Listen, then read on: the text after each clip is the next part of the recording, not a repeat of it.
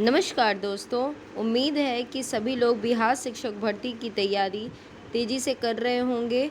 Future Mantra by Ruchi ma'am पे आप सभी का हार्दिक स्वागत है। गाइस, आप सभी लोग कैसे हैं? कमेंट बॉक्स में ज़रूर कमेंट करिएगा।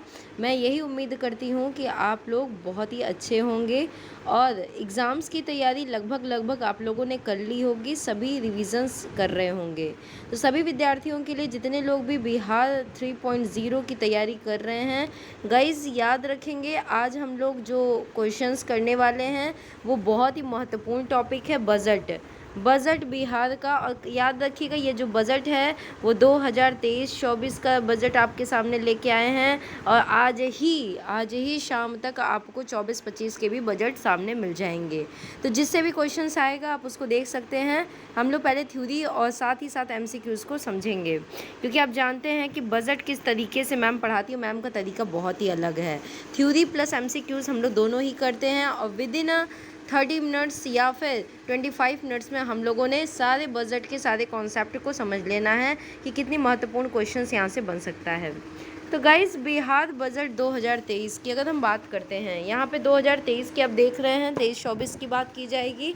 तो यहाँ पे आप लोगों ने देखना है कि अगर बजट का मतलब क्या होता है। बजट का मतलब कहा जाता है चमड़े का थैला, ठीक है। बजट जैसे घर में भी अगर आप इनकम आती है तो फिर उसको हम लोग क्या करते हैं कि एक दिन ऐसा होता है कि जिस दिन महीने के एंड में या फिर महीने की स्टार्टिंग में हम लोगों ने बजट बनानी होती है कि कितना रुपए अखबार में जाएगा, कितना रुपए कहाँ जाएगा। तो इसी तरीके से हमारे केंद्र और राज्य में भी बजट पास होता है। अगर हम बात करते हैं, देखिएगा यहाँ से इम्पॉर्टेंट है, अगर आपके क्वेश्चंस में आता है कि केंद्र सरकार का जो बजट है और राज्य सरकार का बजट है वो आर्टिकल नंबर कितने में है।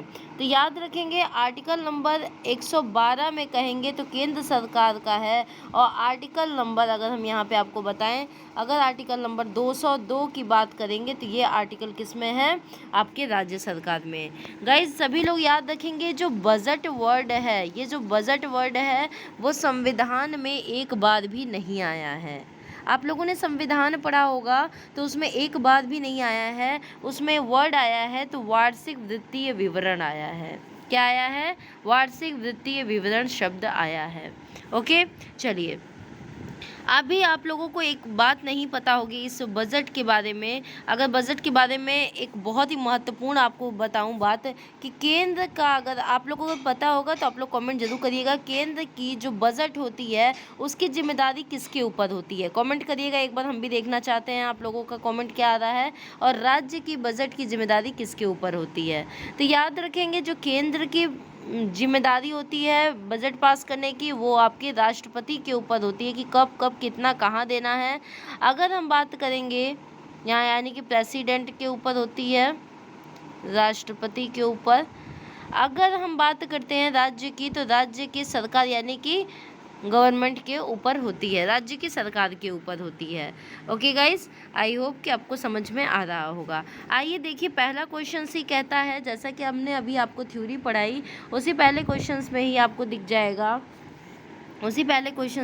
दिख जाएगा, भारत के संविधान का कौन सा अनुच्छेद राज्य सरकार की वार्षिक वित्तीय विवरण से संबंधित है।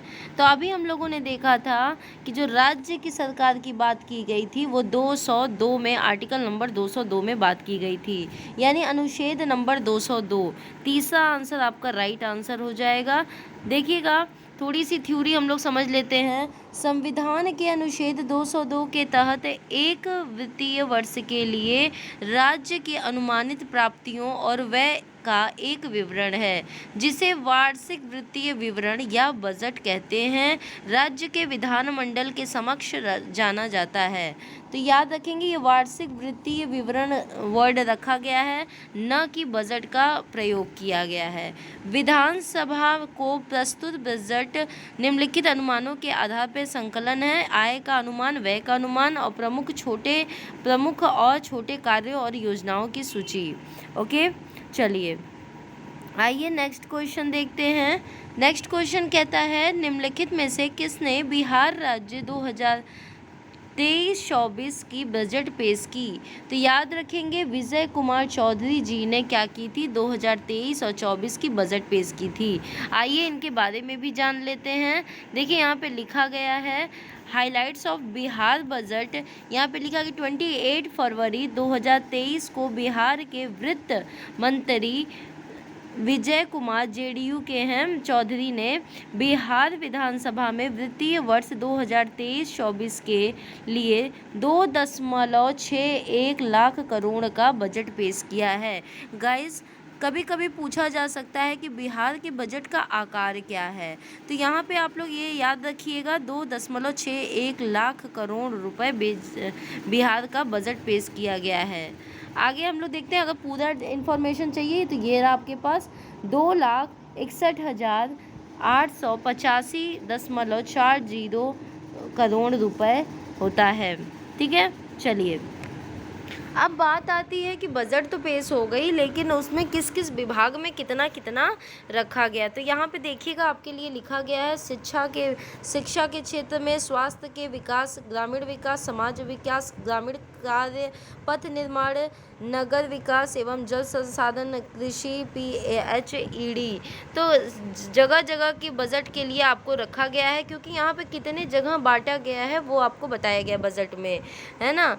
जैसे हम लोग के घर में होता है कि दूध वाले को देना है, फिर न्यूज़ पेपर वाले को देना, तो उसी तरीके से जगह जगह कितने विभाग में बांटा गया है, तो उस चीज़ की हम बात करेंगे। कभी कभी पूछ लेता है कि शिक्षा के क्षेत्र में कितना दिया गया रुपए, है ना। चलिए 2023 में यहाँ पे देखिएगा 2023-24 में बजट का जो आकार है वो 2,61,885 करोड़ 0.40 करोड़ रुपए है। 22-23 का आकार पूछा जा सकता है, कभी कभी 22-23 कभी में भी पूछा जा सके, लेकिन संभावना है कि आपका 23-24 या फिर 24-25 का बजट आपके सामने पूछा जा सकता है। तो याद रखेंगे, ये आपको डाटा आपको याद रखना है। ठीक है, चलिए अभी देखते हैं इसका अंतर कितना है। तो 24,194 करोड़ का अंतर है, और साथ ही साथ याद रखेंगे कि इसकी जो वृद्धि हुई है वो 10.18 हुई है। योजना मद में खर्च 1 लाख करोड़ रुपए की गई है, स्थापना मद में 1.61 करोड़ रुपए। राजकोषीय घाटा, देखिए माना जाता है कि राजकोषीय घाटा अगर 3% तक है तो वो सही माना जाता है, उसमें कोई दिक्कत नहीं मानी जाती है। राजकोषीय घाटा आपको मतलब समझ में आ रहा है गाइज? राजकोषीय घाटा कहते हैं कि यदि हमारे आय में जितना ही वह हम घटा दें और फिर भी हमें ऋणात्मक रूप से फ़ायदा हो, ऋणात्मक रूप से मतलब कोई भी फ़ायदा ना, वहाँ कमी हो जाए, उसी को हम राजकोषीय घाटा कहते हैं। और बिहार का राजकोषीय घाटा आप देख रहे होंगे यहाँ पे 2.98 है। ठीक है, जो कि अभी सही है। वर्तमान में अगर देखा जाए 23-24 में वर्तमान मूल्य दर बिहार का सकल राज्य घरेलू उत्पाद यानी कि GSDP, जिसे ग्रॉस स्टेट डोमेस्टिक प्रोडक्ट कहते हैं, वहाँ पे देखेंगे तो 8.59 लाख करोड़ रुपए है। ठीक है, क्वेश्चंस में आपके बन सकता है, इसीलिए मैं डेटा के साथ लेके आई हूँ। गाइज यहाँ पे आप देखिएगा कि 15.20 ये 23-24 का आंकड़ा है विकास दर का, और 22-23 का आपके सामने है 10.30, और 21 का यहाँ पे देखेंगे 10.98। तो इत्मीनान से आप इस आंकड़े को देख सकते हैं। देखिएगा 2021-22 में बिहार का विकास दर 10.98 है, 22-23 में 10.34 है, और 2023-24 में 23-24 का याद रखेंगे गाइस, बार बार आपसे कह रहे हैं 23-24 और 24-25, जो आज शाम तक वीडियो आपको मिल जाएगी। ठीक है, 15.24 है। ठीक है, सेशन में बने रहिए और सेशन को लास्ट तक जरूर देखिए। कमेंट में कमेंट जरूर किया करिए कि हाँ मैम मुझे पूरी तरीके से कॉन्सेप्ट समझ में आ गया, और मैम की मेहनत पसंद आ रही होगी तो सेशन को जरूर लाइक और सब्सक्राइब कर लीजिएगा। चलिए, ये आपके सामने कुल भुगतान रखा गया है, मैंने पहले ही बताया कि कितना आकार है, 2,61,885 करोड़ रुपए है इसका, और कितना पुनर्भुगतान किया गया, कुल प्राप्ति कितनी हुई, तो यहाँ से आप ये सब स्क्रीनशॉट ले सकते हैं। नेक्स्ट देखते हैं क्वेश्चन क्या कहता है कि बजट 2023-24 में बिहार सरकार ने राज्य के सकल राज्य घरेलू उत्पाद का प्रतिशत GSDP के ग्रोथ रेट का कितना प्रतिशत रखा है। याद रखेंगे गाइस कि ग्रोथ रेट का कितना प्रतिशत रखा है। तो यहाँ पे आपको याद होना चाहिए, आपको 22-23 यानी 2023-24 की अभी आपको बात बता रहे थे, तो 23-24 में 15.24। आप यहाँ पे थ्योरी भी देख सकते हैं गाइस, इसीलिए मैं थ्योरी भी लेके आती हूँ ताकि आपको कोई कन्फ्यूज़न ना रह जाए। ओके, तो यहाँ पे आप यहाँ पे देख सकते हैं। चलिए, तो यहाँ से right answer D for Denmark हो जाएगा। नेक्स्ट देखते हैं, नेक्स्ट क्या कहता है। बिहार बजट 2023-24 के अनुसार 2023-24 के लिए बिहार की अनुमानित कुल राजस्व प्राप्ति कितनी है। तो राजस्व प्राप्ति की अगर हम बात करते हैं तो सेकंड ऑप्शन हो जाएगा 2,12,327 राजस्व प्राप्ति है। गाइज याद रखिएगा, राजस्व दो प्रकार का व्यय और आय होता है। एक हमको लोग कहते हैं राजस्व और एक हम लोग कहते हैं पूंजी व्यय। देखिए, राजस्व किसे कहते हैं। राजस्व कहा जाता है कि राज्य के विकास के लिए अगर कोई व्यय होता है तो उसे हम राजस्व व्यय कहते हैं। ये अच्छा माना जाता है, जितना ही ये व्यय होगा उतना ही ज़्यादा विकास होगा। और पूंजी व्यय क्या होता है, जैसे मान लीजिए नीतीश कुमार जी आज क्या कर रहे हैं, पार्टी कर रहे हैं, पार्टी में समोसा वमोसा उन्होंने मंगवाया, ठीक है, बिस्लरी का बॉटल मंगवाया, ठीक है। ये सभी जो ऐसा नहीं है कि वो लोग केवल और केवल राजस्व के लिए व्यय करते हैं, कुछ अपने लिए भी डे बाय डे वो लोग ज़रूर खर्च करते हैं। तो जो वो खर्च होती है दिनमर्रा की ज़िंदगी में, जो वो खर्च करते हैं, तो वो क्या होता है, हमारा पूंजी व्यय होता है। ठीक है, यहाँ तक बात समझ में आ रही होगी आपको। तो याद रखेंगे, तो राजस्व व्यय के लिए कितना हुआ है, 2,12,327। चलिए, रुपए कहाँ से आते हैं, याद रखेंगे गाइस, केंद्रीय करों में राज्य का अंश देखेंगे तो 39.20 है। केंद्र सरकार से सहायता अनुदान 20.37 है। राज्य सरकार का राजस्व 18.96, लोक ऋण 18.82, राज्य का कर भिन्न राजस्व 2.48%, ऋण वसूली। ये आपके लिए सबसे इम्पोर्टेंट इसमें हो सकता है कि ये राजस्व प्राप्ति कर राजस्व का हिस्सा 71.79 रहने का अनुमान है। ये आपके लिए बहुत इम्पोर्टेंट हो जाएगा। नेक्स्ट क्वेश्चन देखते हैं, 2023-24 में निम्नलिखित में से कौन सा बिहार राज्य के कर राजस्व का प्रमुख स्रोत है। बताएंगे गाइज कि बिहार राज्य का जो कर का प्रमुख स्रोत है गाइज, वो आपका GST है। GST यानी SGST, स्टेट GST कहा जाएगा। तो आपका बी आंसर यहाँ से राइट आंसर हो जाएगा। नेक्स्ट देखते हैं, GST की अगर हम बात करते हैं SGST, तो देखेंगे सबसे ज़्यादा आपका कर राजस्व कर यहीं से मिलता है। बाकी आपके पास सेल्स टैक्स है, स्टाम्प ड्यूटीज़ है, sex and vehicles on vehicles है, लैंड रेवेन्यू है, tax and duties of electricity है। तो ये आपके सामने रखा गया है, आप इसको स्क्रीनशॉट ले लीजिएगा।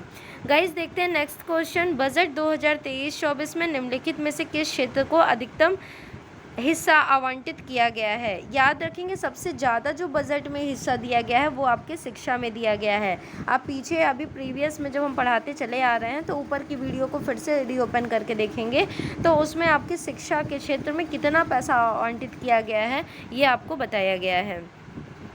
नेक्स्ट देखते हैं, देखिएगा यहाँ पे क्या लिखा है कि सबसे अधिक आवंटन 40,450 करोड़ रुपए की कुल परिव्यय के साथ शिक्षा के लिए है।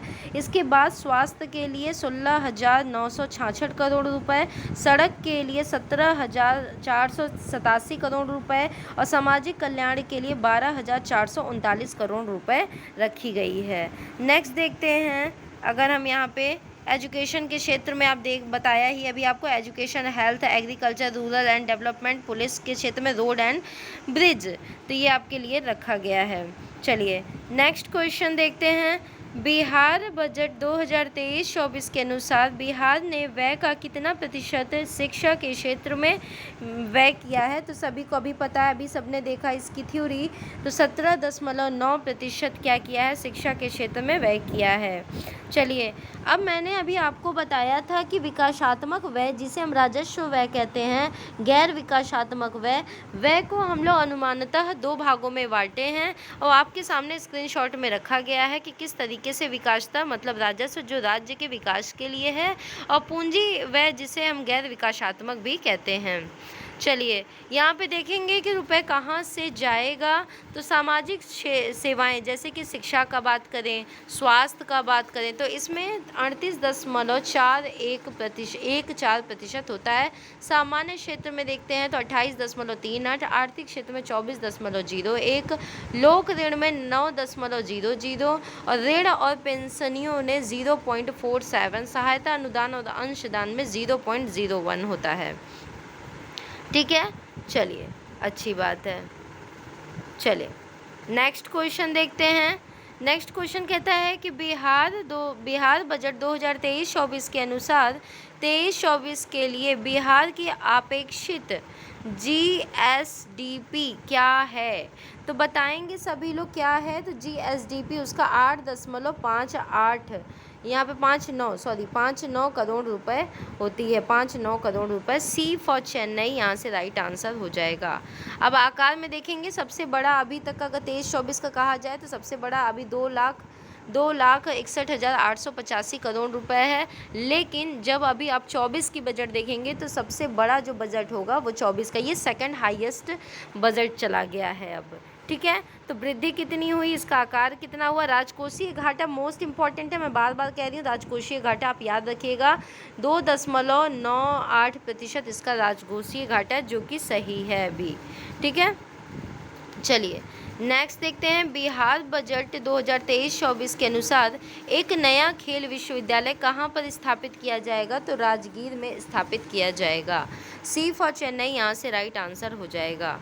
नेक्स्ट देखिएगा, अंतर्राष्ट्रीय क्रिकेट स्टेडियम व स्पोर्ट्स एकेडमी राजगीर के परिषद में खेल विश्वविद्यालय की स्थापना की जाएगी, जो कि सिवान, कैमूर, जहानाबाद, शेखपुरा, गोपालगंज, बेगूसराय, भोजपुर व बक्सर के एक अन्य पिछड़ा वर्ग कन्या आवासीय +2 उच्च विद्यालयों के भवन निर्माण की मंजूरी दी गई है।